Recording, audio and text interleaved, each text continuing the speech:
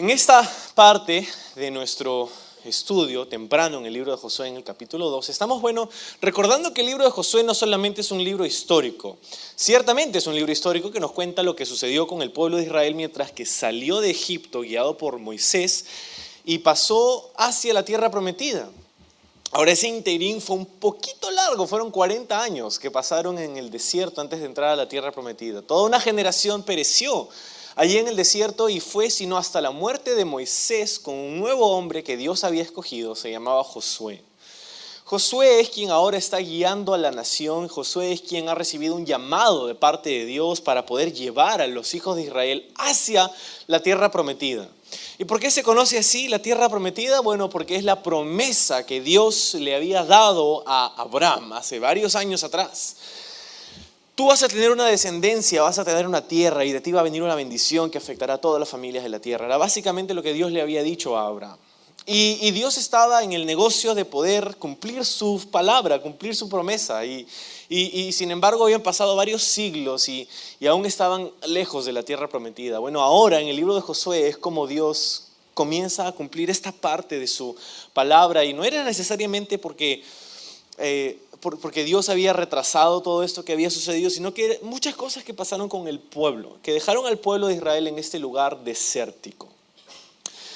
Y entonces el libro de Josué lo hemos llamado transición porque verdaderamente narra la historia de esa transición, de pasar de una vida desértica, nómada, a entrar a la tierra prometida, a esa tierra que Dios le había dado al pueblo en forma de promesa, al pueblo de Israel, a los hijos de Abraham. Y entonces narra esta transición, este cambio. Y no solamente este libro, pues te decía, es histórico, sino que también es simbólico. El libro de Josué es simbólico porque nos narra poderosamente algunas verdades importantísimas del Nuevo Testamento. Para cada doctrina del Nuevo Testamento, para cada enseñanza del Nuevo Testamento, hay una imagen, un tipo, una sombra de esa doctrina en el Antiguo Testamento. Y eso es lo que sucede con el libro de Josué. Josué representa a alguien, la tierra prometida representa algo. Y entonces vamos a ir y venir dentro de estas dos perspectivas mientras estudiamos el libro de Josué, el lado histórico, el lado simbólico. Y espero que enriquezca nuestro caminar con el Señor mientras así lo hacemos. Entonces estamos en el capítulo 2, dice versículo 1. Josué, hijo de Nun, envió desde Sittim 2 espías secretamente diciéndoles: andad, reconoced la tierra y a Jericó. Y ellos fueron y entraron en la casa de una ramera que se llamaba Rahab y posaron allí. ¿Ok? Entonces, estamos en el punto en donde el pueblo está ya listo para entrar a la tierra prometida. Y la primera de estas ciudades que conquistarían sería la ciudad de Jericó. Esta era una ciudad importante, no solo porque era la primera ciudad parte de la tierra prometida en la que ingresarían a conquistar, sino que también era una ciudad prominente en esos días. Jericó, como vamos a aprender, Dios mediante la próxima semana, en la segunda parte del capítulo, era una ciudad que tenía un muro, tenía una muralla. Es más, tenía una doble muralla. Y era una ciudad como una fortaleza, era considerada impenetrable. Entonces el hecho de que estaban allí estos nómadas del desierto, los hijos de Israel, para entrar a la tierra prometida y tener la osadía de conquistar la fortaleza, la ciudad completamente fortificada de Jericó, era una hazaña, imposible pues. Imposible. Lo bueno es que tenemos un Dios que, nada le es imposible.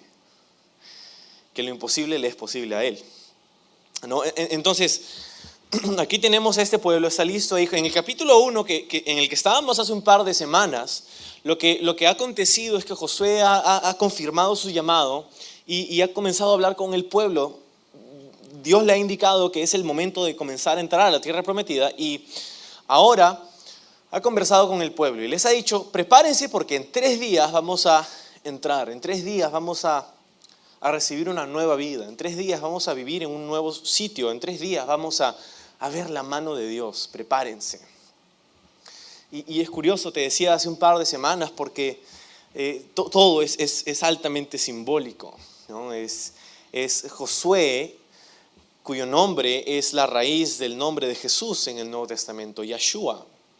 Y Y Josué representa en muchas formas a Jesús. Y la tierra prometida representa la vida plena, abundante que podemos tener hoy gracias a Jesús. La tierra prometida no es un símbolo del cielo, es un símbolo de la vida aquí en la tierra que Dios quiere darnos ahora, en el mérito y el favor de Jesús. Y no es un símbolo del cielo porque en el cielo no hay peleas, no hay guerras, no hay muerte, no hay lágrimas, no hay lucha. En el cielo es puro gozo, es puro gozo en la presencia de Dios. Entonces, mucha simbología aquí. Sin embargo, ¿qué hace Josué? Dice, bueno, vamos a entrar 3 días, en 3 días, algo más sucedió en 3 días, ¿te acuerdas? En 3 días en el Evangelio, 3 días. Jesús resucita en el tercer día y es un cambio radical para nosotros, es poder tener la vida nueva, la vida eterna, la vida abundante que Él nos había prometido en el Espíritu Santo mientras que ponemos nuestra fe en Él. Bueno, entonces, aquí vemos en el capítulo 2 que Josué manda espías desde este lugar un poco encubierto que se llama Sittim, que es como una arboleda de acacias, es lo que significa esa palabra. Y entonces están ahí en este bosque, están como que viendo, escondiéndose entre los árboles y entonces Josué manda a estos espías para chequear, reconocer la tierra, específicamente Jericó.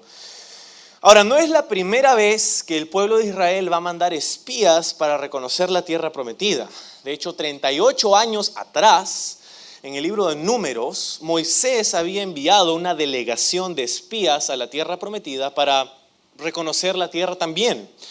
Curiosamente, uno de esos 12 espías que Moisés mandó era Josué. Josué era uno de esos espías que fue hace 38 años a chequear la tierra prometida. Curiosamente, bueno, esa experiencia creo que le enseñó mucho a Josué. Esa experiencia de visitar la tierra y de ser espía y de regresar y contar el reporte y todo, creo que le enseñó varias cosas a Josué. Cosas que creo son importantes que nosotros aprendamos. Básicamente, 3 cosas puntuales. La primera es que creo que Josué aprendió en ese momento que confiar en Dios no es quedarse con los brazos cruzados. Confiar en Dios no es quedarse con los brazos cruzados. ¿Por qué? Porque, bueno, ¿qué hacía Josué mandando espías, no? Si se supone que Dios iba a hacer todo, si se supone que Dios les iba a dar la tierra prometida, ¿por qué Josué tendría que mandar espías? Algunas personas podrían decir, es que Josué no estaba confiando en Dios, pues. Porque ¿por qué va a hacer todo este plan y diseñar esta estrategia de ataque y mandar espías para reconocer la tierra? ¿No estaba confiando en Dios acaso? La cosa es que confiar en Dios no es quedarse con los brazos cruzados tampoco. Confiar en Dios es reconocer que Dios te ha dado recursos y oportunidades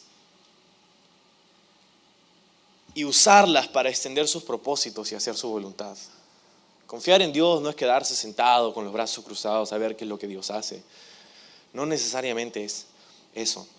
Confiar en Dios es poder actuar en fe, en completa confianza de que Dios va a hacer lo que solo Él puede hacer, pero nosotros también tenemos que hacer lo que nosotros tenemos que hacer. Entonces Josué es el líder, él es el comandante del ejército y lo que hace, él no va a mandar a su ejército a ciegas para que se mueran todos ahí en Jericó.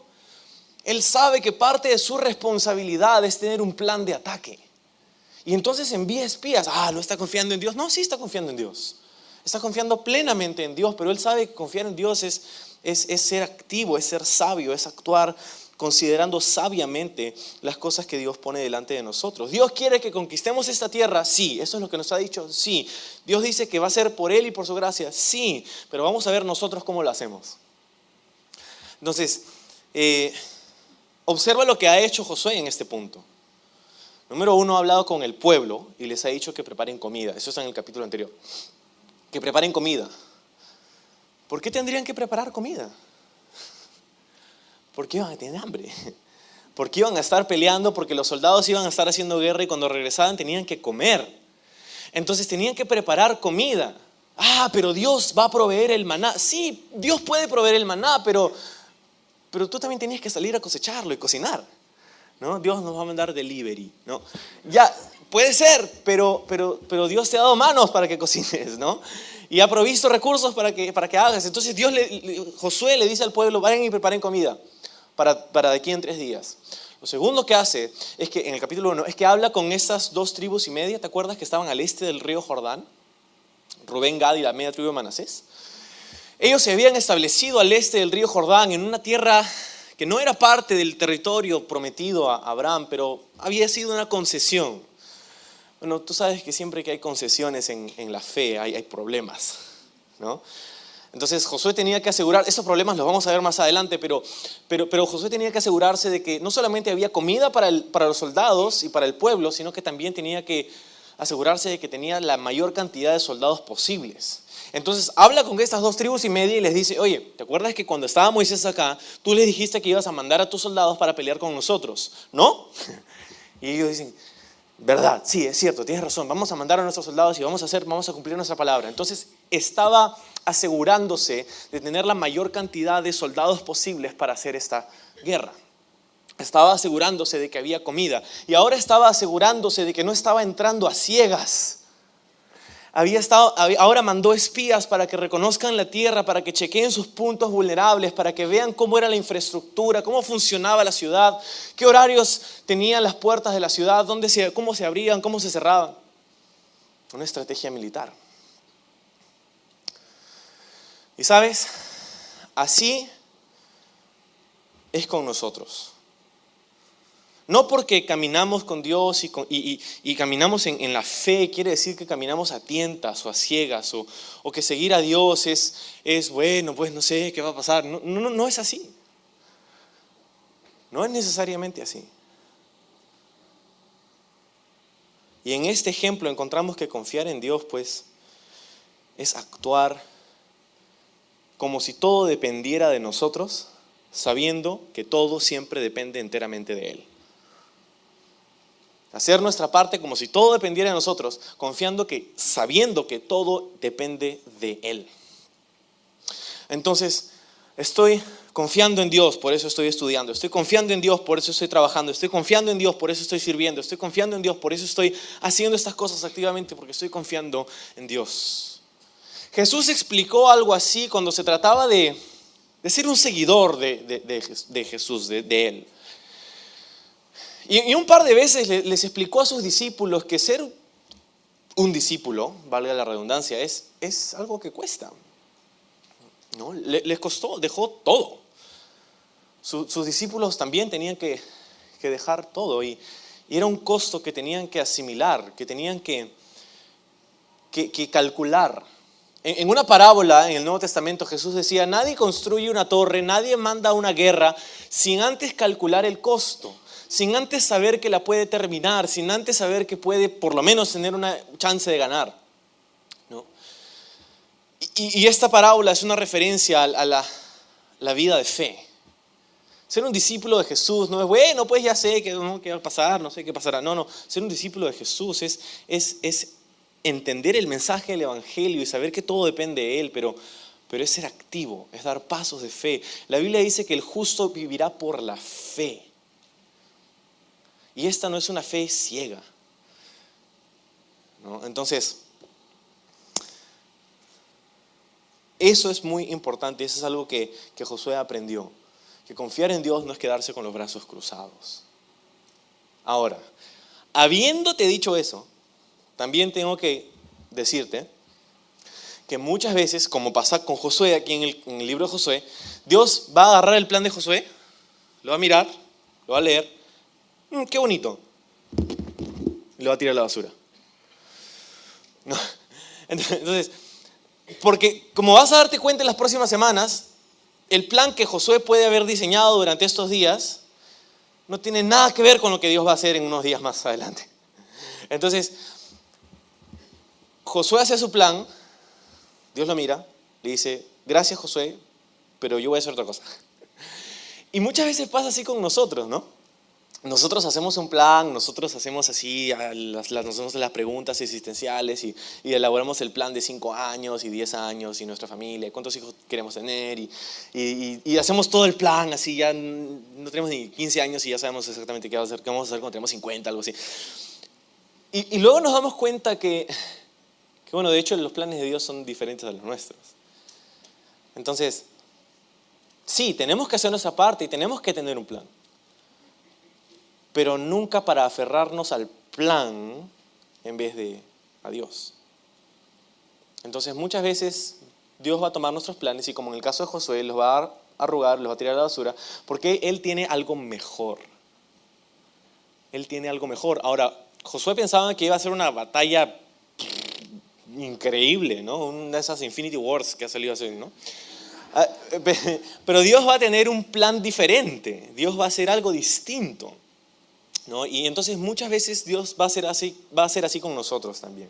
Pero no quiere decir que no debemos por lo menos intentar tener un plan. Otra de las cosas que aprendió Josué en su experiencia como espía es que no solamente confiar en Dios es altamente activo, sino que también aprendió que el desánimo es peligroso.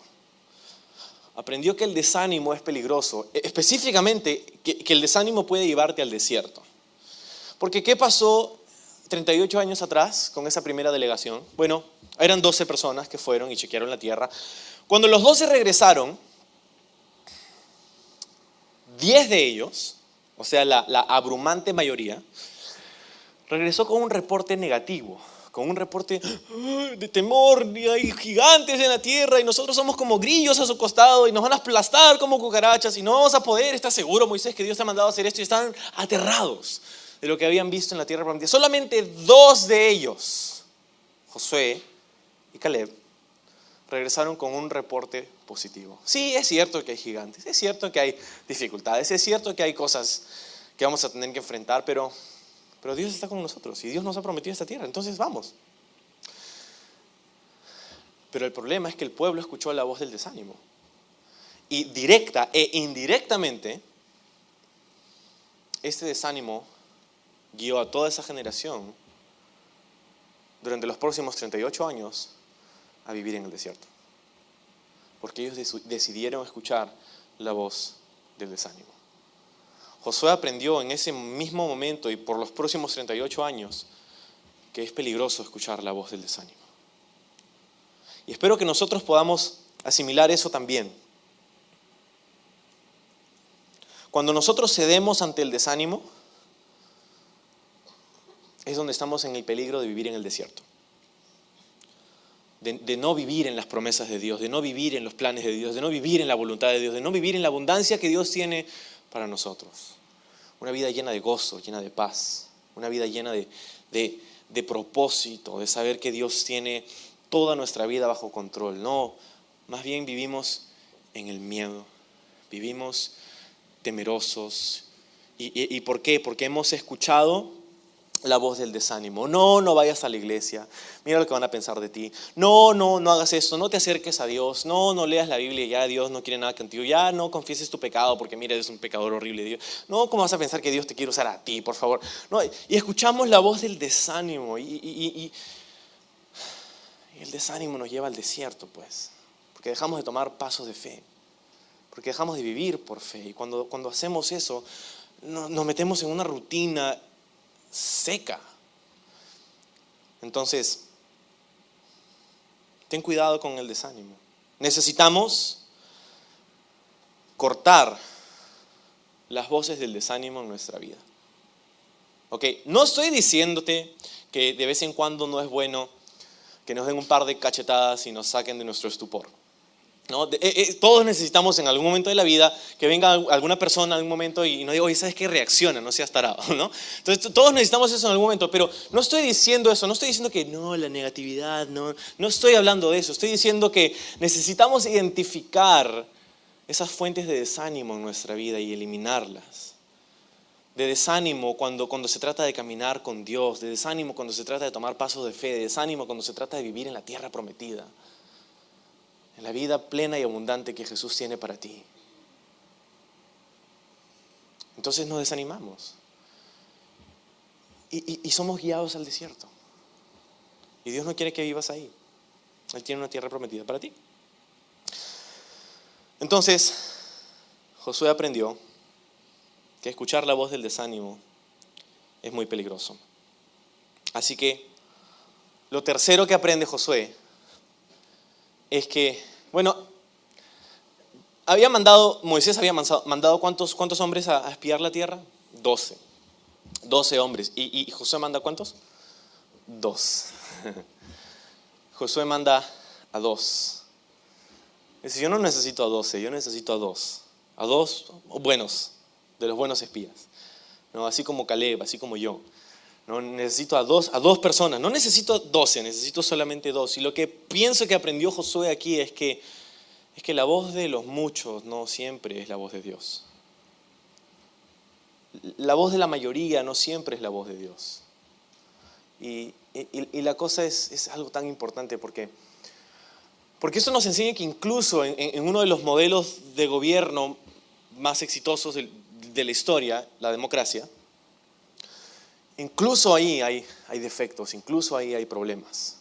La democracia, que literalmente significa la voz del pueblo, ¿no? Lo que el pueblo quiere. Entonces, ¿por qué te digo esto? No estamos en una clase de ciencia política, sino estamos dándonos cuenta que a veces lo que la gente nos dice y lo que nos dice la mayoría, lo que nos dice el mundo, lo que nos dice Netflix, lo que nos dice la televisión, lo que nos dice la cultura, no siempre es lo que Dios quiere. Porque en el caso de los espías, 10 de ellos decían, no, y se mordían las uñas. Pero estaban los 10 equivocados. La minoría, en este caso, era quien tenía razón. Y sabes, así pasa. Y así está pasando el día de hoy, culturalmente. Y así puede pasar en tu vida personal también. Muchas personas, cuando se trata de tomar una decisión, cuando se trata de caminar por fe, donde sabes que Dios te ha hablado, pero tú quieres como que confirmarlo, ¿no? Vamos en búsqueda de consejo. Y no es malo, es bueno. La Biblia dice que hay sabiduría en la muchedumbre de consejeros, que cuando se trata de hacer la guerra, es bueno que tengamos varios consejeros. Es importante eso, pero tenemos que darnos cuenta que a veces cuando vamos en búsqueda de consejo, no estamos yendo en búsqueda de consejo. Estamos yendo en búsqueda de lo que a nosotros nos gusta. Muchas personas van y buscan, ya, Dios quiere que haga esto, entonces ya voy a consultarle a esta persona, esta persona, esta persona, esta persona, y tenemos 12 consejeros, de los cuales 10 nos dicen que no. Y entonces nos damos cuenta que no es la voz de Dios. Mucha gente va en búsqueda de consejo como si fuera de shopping. Van a comprar consejo, básicamente. Y van a una persona, a otra persona, a otra persona, hasta que encuentren a alguien que les diga lo que quieren escuchar. Y sabes, Dios no siempre nos dice lo que queremos escuchar, pero Dios nos dice lo que necesitamos escuchar. Entonces, ten cuidado con eso. Ten cuidado con... Si sabes que Dios te ha llamado a algo, si sabes que Dios te ha dado una tarea, si sabes que Dios te ha dado una dirección clara, o que quiere que tomes un paso, por grande o pequeño que sea, escucha su voz y no la voz del desánimo y no la voz de la mayoría. Escucha la voz de Dios. Eso es lo que importa. No tomes decisiones para agradar a la gente. ¿Qué va a pensar mi papá? ¿Qué va a pensar mi mamá? ¿Qué va a pensar mi familia? ¿Qué va a pensar tal persona? ¿Qué va a pensar la gente en mi trabajo? ¿Qué va a pensar la gente en la universidad? ¿Qué va a pasar? Toma decisiones para agradar a Dios, no para agradar a la gente. Porque en última instancia, la opinión de la gente va y viene. Y no es la que nos debería importar, sino es la voz de Dios. Y es la opinión de Dios la que debe importarnos. Y es su palabra en donde se encuentra nuestro consejo. Es la palabra de Dios, es este libro, la Biblia. Ahí está el consejo de Dios. Y sabes, necesitamos, así como Josué, identificar a un par de personas por lo menos que nos van a saber apuntar al consejo de la palabra de Dios. Por lo menos un par de personas. Que cuando les contamos los problemas, que cuando les contamos lo que está pasando en nuestra vida, que cuando les contamos lo que está pasando no van a apañarnos y, ay, está bien, no te preocupes porque quiero ser tu amigo. No. Una persona o dos que están ahí, que te van a decir, ¿sabes qué? No seas tarado. ¿Qué estás pensando? Esas personas que te dan esa es la persona que te va a dar un par de cachetadas en la cara. Y te va a decir, eso es lo que dice la palabra de Dios. Necesitamos eso, necesitamos personas que nos guíen al consejo de la palabra de Dios y no lo que piensa la cultura y no lo que piensa la gente y no lo que piensan los demás, lo que dice Dios en su palabra. Espero que pueda hacer eso para algunos de ustedes. Entonces, no quiero darte cachetadas, pero sí quiero darte el consejo de la palabra de Dios. Ok, entonces, aprendió muchas cosas Josué en esa experiencia. Y ahora envía a dos. Envía a estas dos personas. Y estas dos personas entran a la ciudad de Jericó y van a la casa de una mujer que se llama Rahab, cuyo oficio era prostituta, era una ramera. Y hay personas que tienen problemas con eso. Porque ¿cómo puede ser que estos espías hayan entrado en la casa de una mujer prostituta? Y hay personas que no permiten que la Biblia diga lo que quiere decir, ¿no? Entonces, hay personas mojigatas, ¿no? No, se rajan las vestiduras. ¿Por qué van a entrar a la casa de una prostituta? Ahora, el problema que algunas personas tienen es que dicen, no, es que en realidad no era prostituta, sino que era dueña de un hostal.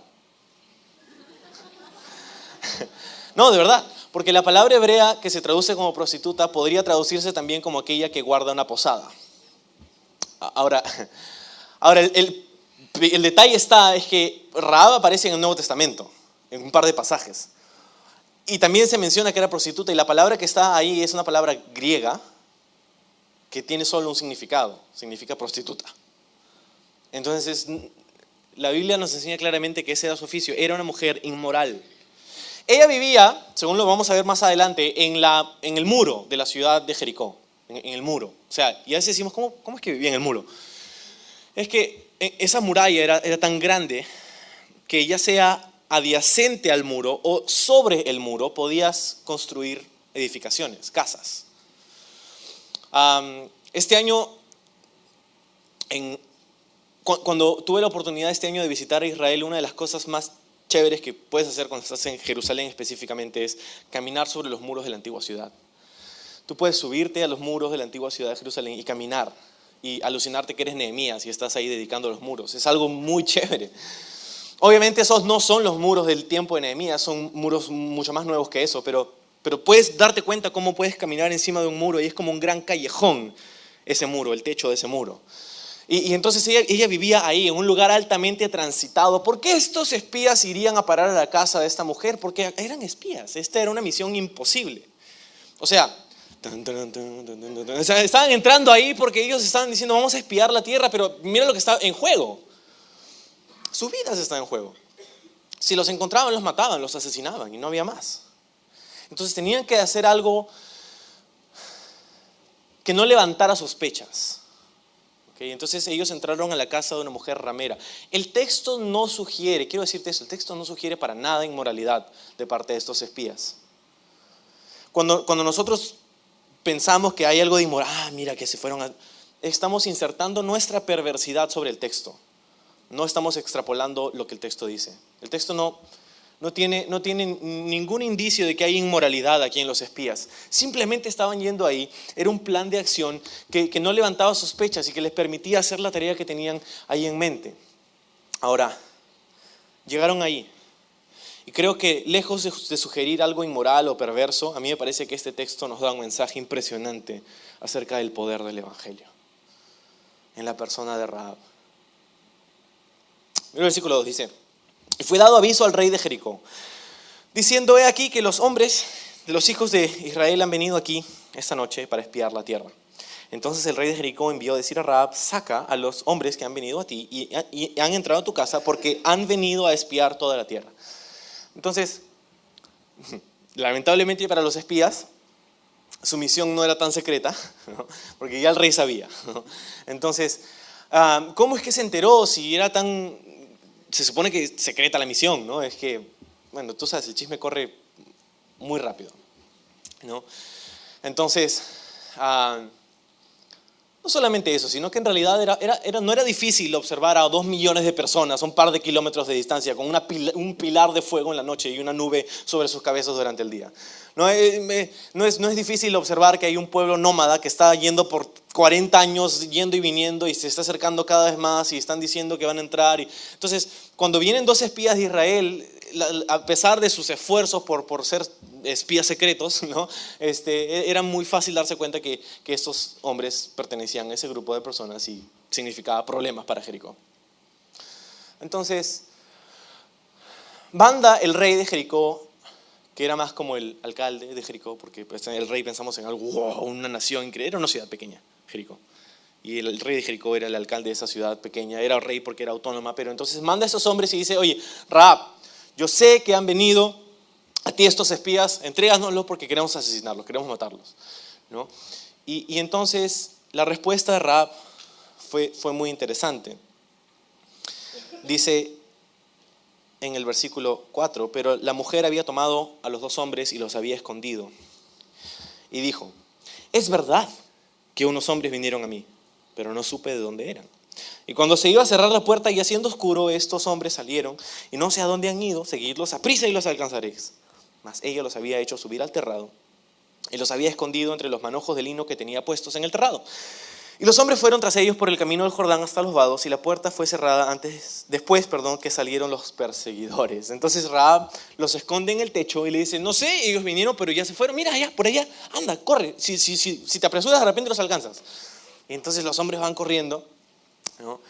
y salen por las puertas y se cierran las puertas porque ya era tarde, ¿no? Y ahora los hombres están allí sanos y salvos en la casa de Rahab. Y este es otro de los problemas que tienen algunas personas con Rahab. Es como no solamente es porque era una mujer inmoral, sino porque mintió, mintió. ¿Cómo puede ser?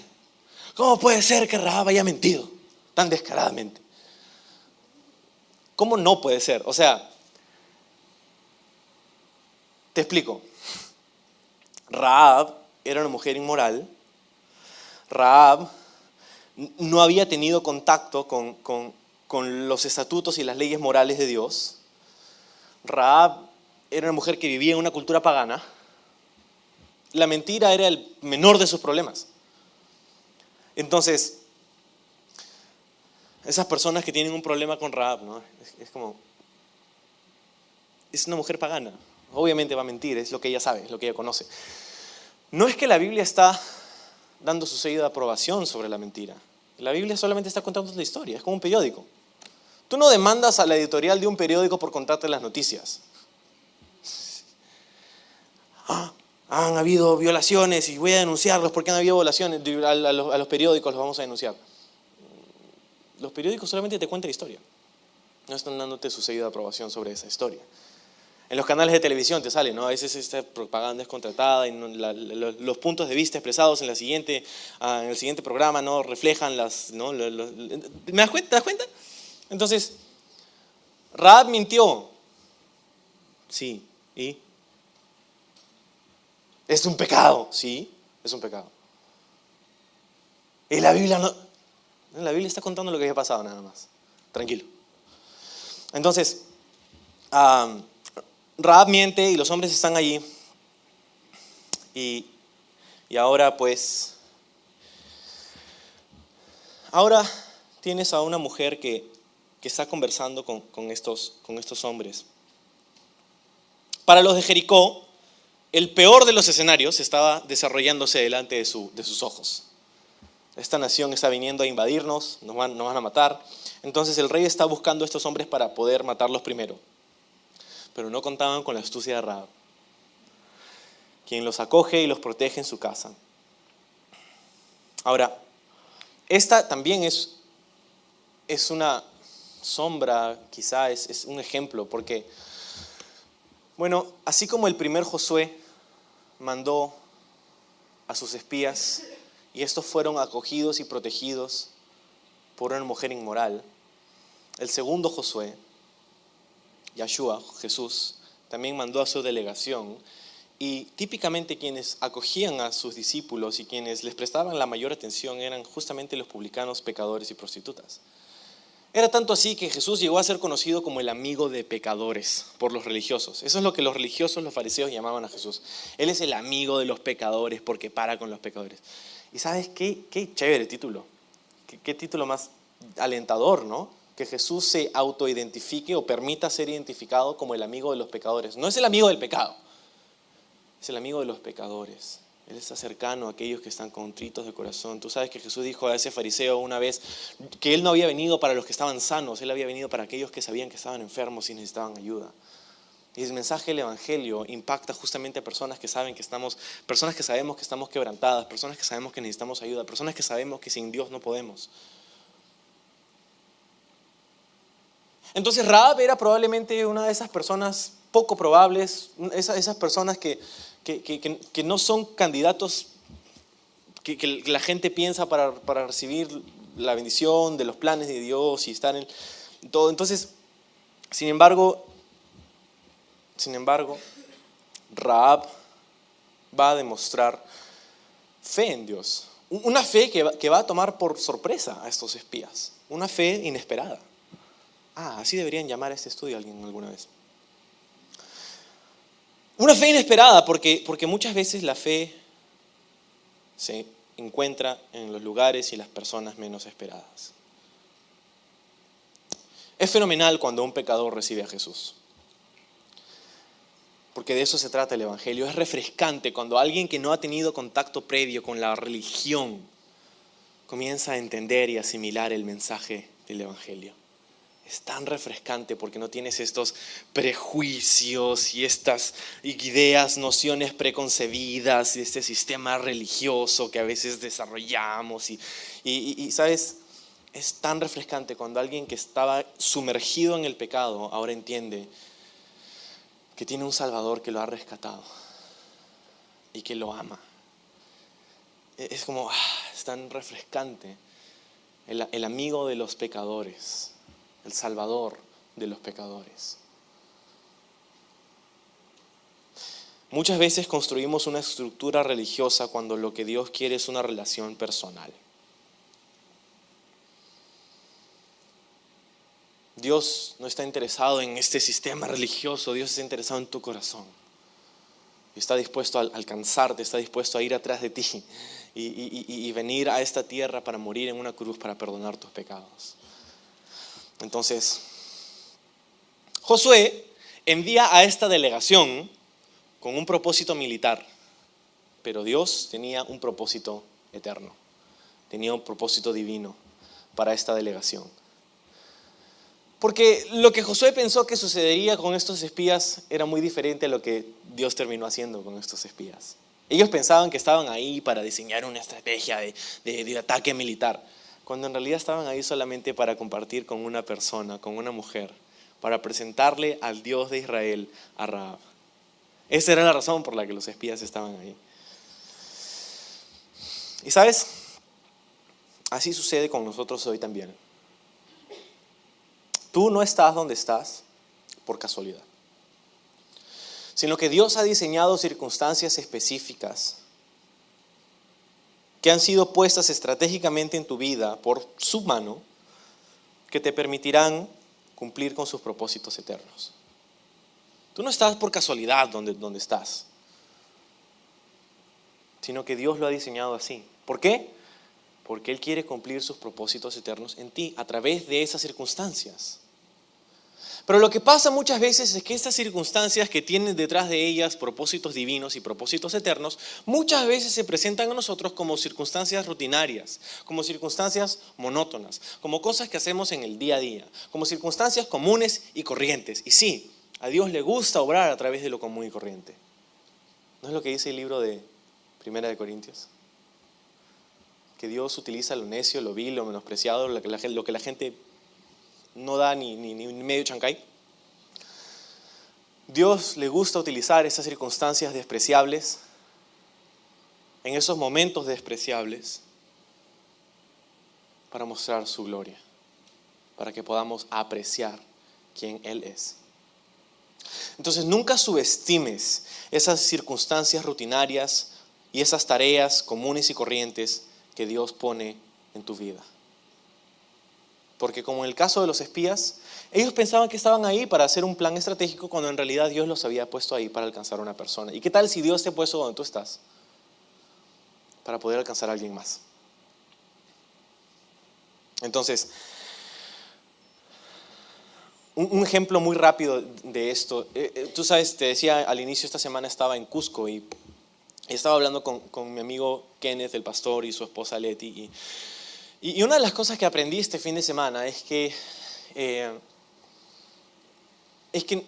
Calvary Lima, nuestra iglesia, tuvo un impacto significativo sobre esa congregación y sobre la vida de ellos ahí en Cusco. Ellos vinieron a Perú hace 7 años y no vinieron necesariamente con la intención de plantar una iglesia. Ellos vinieron aquí porque tenían otros planes y si iban a Cusco había una opción de trabajo para ellos ahí, iban a hacer ministerio como que a la par y todo. Y la cosa es que todos esos planes se derrumbaron y ellos estaban listos para regresar a Estados Unidos, de donde vienen. Estaban listos para irse a casa y decirle chao a Perú para siempre. Cuando justo en esa temporada, nuestra iglesia estábamos en el proceso de planificación de un viaje misionero. Y eso hace un par de años atrás. Entonces, yo le escribí a Kenneth, le mandé un mensaje, un correo, no me acuerdo, y le dije, oye, sé que están empezando un estudio bíblico, una plantación de iglesia ahí en Cusco, y tenemos un grupo misionero en nuestra iglesia que está dispuesto a ir y ayudar y servir como sea necesario. ¿Te interesa? Y eso, ese domingo pasado, es algo que Kenneth contó desde el tiempo de su enseñanza en la iglesia ahí en Cusco, y dijo que ese mensaje, ese correo y ese grupo misionero fueron en gran parte quienes ayudaron a empezar esta congregación. Y sin saberlo, entonces hemos sido cómplices de una plantación de una nueva iglesia ahí en Cusco. Y nosotros estábamos haciendo solamente lo que pensábamos que Dios nos estaba guiando a hacer, un viaje misionero. Es algo que vamos a planificar y hacer, pero te das cuenta que Dios a veces tiene otros planes. Ellos, la familia de Ujei, estaban listos para irse. Pero gracias a ese viaje misionero y gracias a esas personas que estuvieron esta semana allí, una semana en Cusco hace varios años, ellos decidieron quedarse. Y el día de hoy hay una linda congregación que está allí y quien está compartiendo la palabra de Dios a estas personas ahí en Cusco y está creciendo y está moviéndose y hay vida y es wow. Lo que quiero decirte es que nunca debemos pues subestimar esas oportunidades que Dios pone delante de ti, porque no sabes cuáles son los propósitos que Dios tiene detrás de esas cosas monótonas, esas cosas rutinarias con las que a veces tenemos que lidiar. Pero, entonces, la astucia de esta mujer funcionó, preservó la vida de estos espías. Entonces, sin embargo, creo que Rahab fue mucho más lejos de lo que se esperaba de ella, ¿no? O sea, era muy fácil para Rahab decir, bueno, ya pues, ¿yo qué tengo que ver con estos espías? Que se vayan, no sé, que acá están y suban, llévenos a la cárcel, hagan con ellos lo que quieran. Rahab no tenía por qué involucrarse. Pero al hacerlo, mira lo que pasa.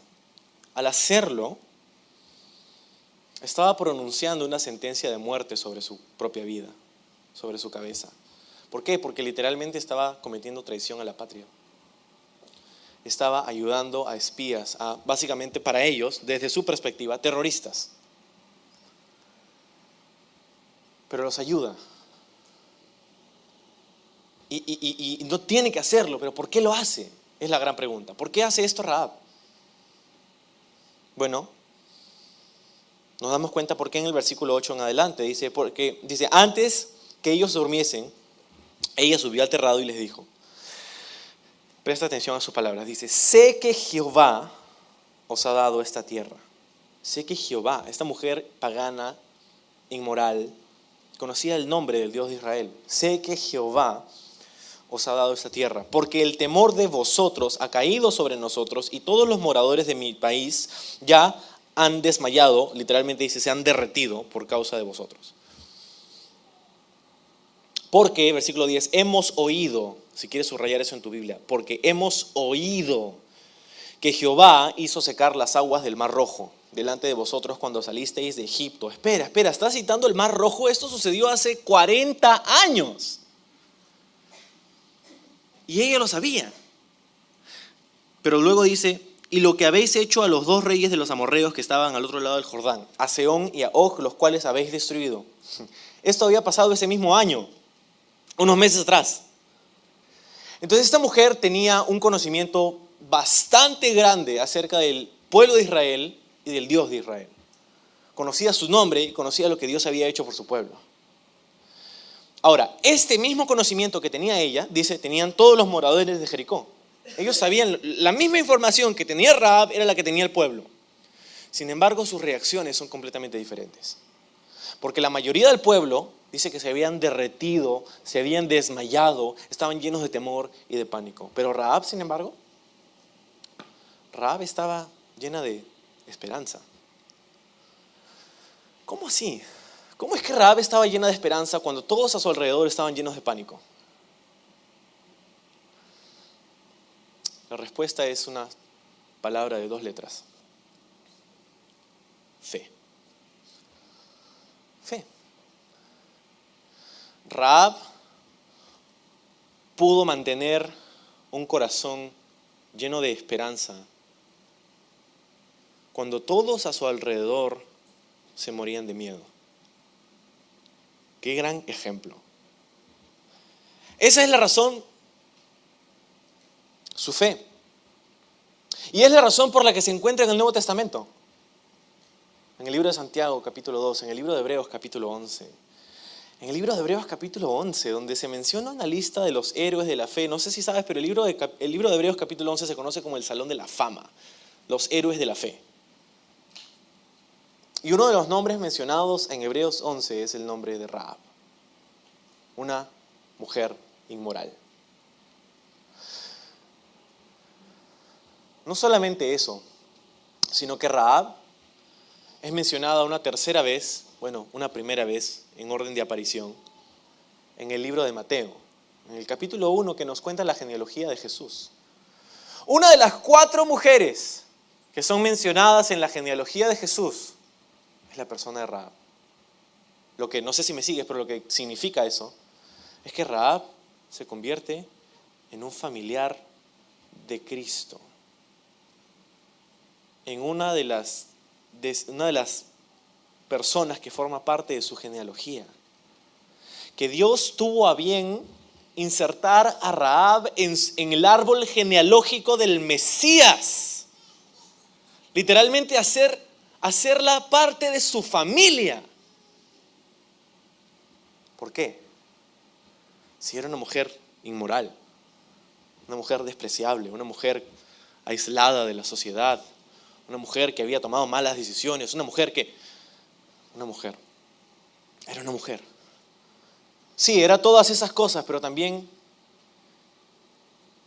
era la hija de alguien, era la bebita de alguien, era el tesoro de un papá, de una mamá. Dios estaba interesado en esa persona. No importa cuán lejos te hayas sido, cuán inmoral pueda ser tu vida, cuán pecador te consideres o no, cuán bajo hayas caído, cuántas malas decisiones hayas tomado, si tú sigues el ejemplo de Rahab, tú también puedes ser hecho parte de su familia. Tú también puedes recibir una promesa, tú también puedes estar lleno de esperanza, tú también puedes recibir el favor y la gracia de Dios. Porque lo único que nos hace calificar, que nos hace ser receptores de la gracia y la misericordia de Dios, el único requisito es que seas pecador. Y si haces inventario te vas a dar cuenta que es una caja en la que puedes marcar. ¿Pecador? ¿Eres pecador? Sí, check. Sí, pero eso no es todo. ¿Ok? Porque en el versículo 9 y 10 y 11 en realidad, vemos un patrón. 9 dice otra vez, sé que Jehová os ha dado esta tierra. Conocí el nombre de Dios. ¿Por qué? Porque en el versículo 10 dice, porque hemos oído. Había oído. ¿Cómo es que tenía esta información? Bueno, obvio, si vivía en un lugar altamente transitado, venían personas, iban y venían, que contaban noticias. Y ella por años, no sabemos cuántos años, pero por años había escuchado el testimonio de personas que venían, oye, ¿sabes qué? ¿Sabes quiénes son ellos? Y le contaban y todo el Dios y Egipto y Faraón y el pilar de fuego y les había contado todo eso que había llenado el corazón de esos habitantes de Jericó lleno de pánico. Pero ella había oído. ¿Okay? Entonces, había oído.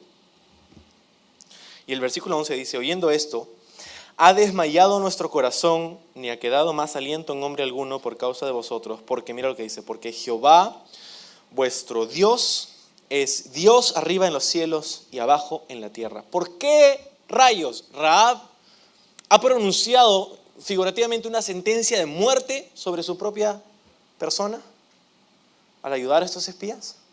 Porque había reconocido que había una mayor autoridad, una autoridad más grande que su rey, bajo la cual ella quería estar sometida.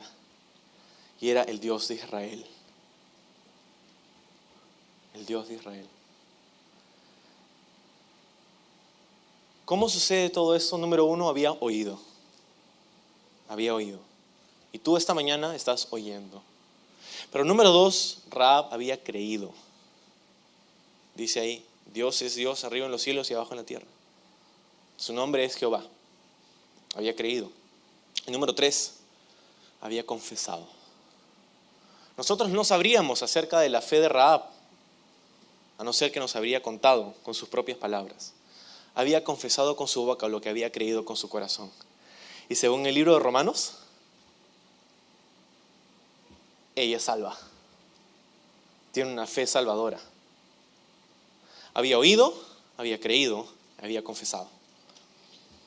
Si tú vas a seguir el ejemplo de Rahab, esas son las cosas que necesitamos seguir. Oír el consejo de la palabra de Dios, creer el consejo de la palabra de Dios y confesar. Confesar nuestra fe en Él. Confesar nuestro pecado a Él. Venir a Él. Estas historias habían tocado su corazón. Y mientras el resto de los habitantes estaba aterrado, ella había encontrado esperanza en el Dios de Israel. ¿Cómo es que encontró esperanza en el Dios de Israel si estaban a punto de ser conquistados por ellos? Bueno, porque había escuchado que era un Dios, Jehová, era un Dios de esclavos. ¿No era eso lo que eran los hijos de Israel en Egipto? Era un Dios de esclavos, un Dios que dio libertad al oprimido, un Dios que le dio esperanza a alguien que estaba bajo la opresión del mundo. Alguien que les dio una nueva vida, alguien que parecía estar sin esperanza. Estas historias, yo creo, resonaron en su corazón. Porque si Dios pudo hacer con los hijos de Israel lo que hizo con ellos, quizá pueda hacer conmigo lo mismo. Quizá pueda hacer conmigo lo que hizo con ellos. Quizá puede darme a mí esperanza, puede darme a mí libertad, puede darme a mí una nueva vida. Lo que significa, dicho sea de paso, que Rahab estaba hastiada de su vida inmoral. Estoy lista para dejar ese estilo de vida y venir a la familia de Dios. Y así es que Rahab aparece en Mateo capítulo 1, Hebreos capítulo 11, Santiago capítulo 2 como un ejemplo de fe. Y tú puedes seguir ese ejemplo de fe.